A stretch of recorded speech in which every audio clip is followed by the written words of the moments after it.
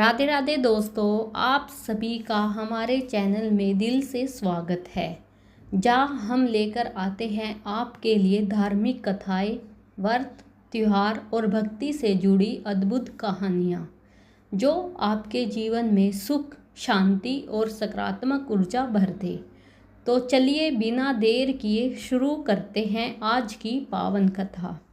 दोस्तों, बैसाख मास को सभी महीनों में सबसे पवित्र और सबसे फलदायी माना जाता है। शास्त्रों में कहा गया है कि इस महीने में किया गया छोटा सा पुण्य भी कई गुना बढ़कर फल देता है और भगवान की विशेष कृपा भक्तों पर बनी रहती है।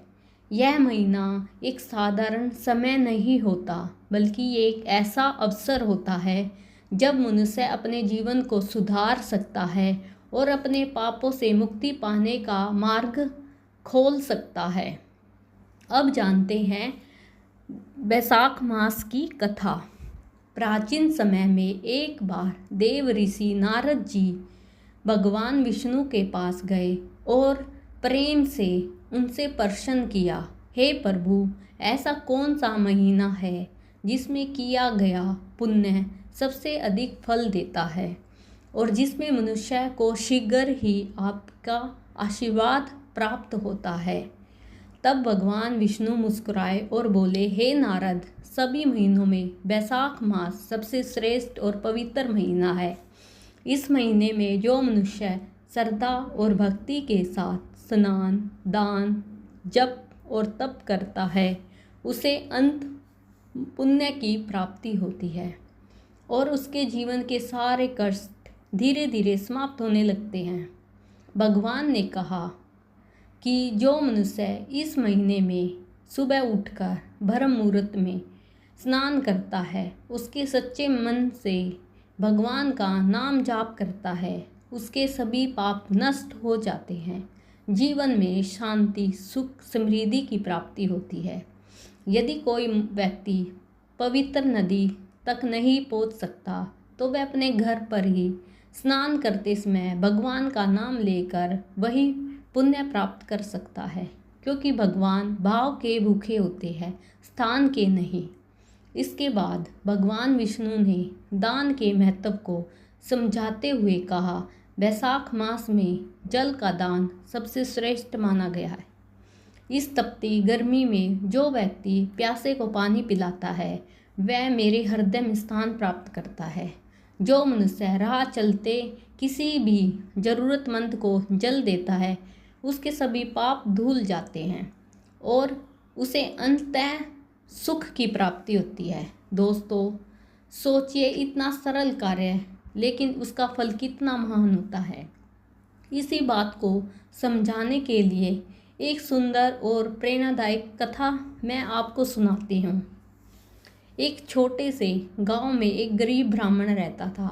वह बहुत ही सरल और ईमानदार व्यक्ति था। उसके पास धन संपत्ति बिल्कुल नहीं थी।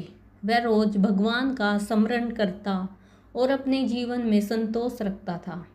जब बैसाख मास आया तो उसने देखा कि गांव के लोग बड़े बड़े दान कर रहे हैं। कोई अन्न का दान कर रहा है, कोई वस्त्र का दान कर रहा है। यह देखकर उसके मन में विचार आया कि मेरे पास तो कुछ भी नहीं है, मैं कैसे पुण्य कमा सकता हूँ। तभी उसके मन में एक और विचार आया। उसने एक मिट्टी का घड़ा लिया, उसमें स्वच्छ पानी भरा और उसे गांव के रास्ते के किनारे रख दिया। वह स्वयं वहाँ बैठकर आने जाने वाले लोगों को पानी पिलाने लगा। कोई भी राहगीर आता वह और मुस्कुराकर उसे पानी देता और मन में भगवान का नाम लेता। यह सेवा उसने पूरे बैसाख मास बिना रुके, बिना थके, पूरी श्रद्धा और भक्ति के साथ की। दिन बीतते गए, बैसाख मास समाप्त हो गया। कुछ समय बाद उस ब्राह्मण की मृत्यु हो गई। जब यमदूत उसे लेने के लिए आए तब अचानक वहाँ एक दिव्य प्रकाश फैल गया और भगवान विष्णु के दूत प्रकट हुए। उन्होंने यमदूतों को रोकते हुए कहा, यह व्यक्ति हमारा भक्त है। इसने बैसाख मास में जल दान किया है और सच्चे मन से सेवा की है, इसलिए इसे वैकुंठ धाम ले जाया जाए। यह सुनकर यमदूत भी हैरान हो गए। भगवान के दूत उस ब्राह्मण को अपने साथ वैकुंठ ले गए। दोस्तों, इस कथा से हमें सीख मिलती है कि भगवान हमारे धन या साधनों को नहीं देखते, बल्कि हमारे भाव, हमारी श्रद्धा, हमारी नीयत को देखते हैं। इसलिए हमें वैशाख मास में कुछ नियमों का पालन करना चाहिए। हमें सुबह जल्दी उठकर स्नान करना चाहिए, भगवान का ध्यान करना चाहिए, गरीबों और ज़रूरतमंदों की सहायता करनी चाहिए, पेड़ पौधों को पानी देना चाहिए और जितना हो सके दान पुण्य करना चाहिए। साथ ही हमें अपने मन को शांत रखना चाहिए, भगवान का नाम जपते रहना चाहिए। दोस्तों, इस पवित्र महीने में हमें कुछ गलत कार्यों से दूर रहना चाहिए। हमें किसी का दिल नहीं दुखाना चाहिए, झूठ और छल से बचना चाहिए, क्रोध और अहंकार को त्याग देना चाहिए, क्योंकि इस समय किए गए अच्छे और बुरे दोनों कामों का प्रभाव कई गुना बढ़ जाता है। इसलिए हमें हर कदम सोच समझकर रखना चाहिए। वैशाख मास वास्तव में भगवान की कृपा पाने का एक सुंदर अवसर है।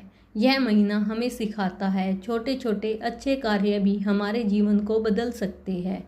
अगर हम सच्चे मन से इस महीने का पालन करते हैं तो हमारा जीवन सुख, शांति, समृद्धि से भर सकता है।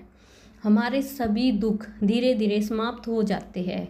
तो दोस्तों, अगले अध्याय में हम जानेंगे एक ऐसा रहस्यमयी और अद्भुत कथा जिसमें एक पापी व्यक्ति भी वैशाख मास के प्रभाव से मोक्ष प्राप्त करता है। यह कथा आपको अंदर तक छू जाएगी और आपको एक नई सीख देगी। अगर आपको यह कथा पसंद आई हो तो वीडियो को लाइक करें, चैनल को सब्सक्राइब करें और ऐसी ही भक्ति से जुड़ी अद्भुत कथाओं के लिए हमारे साथ जुड़े रहें। राधे राधे।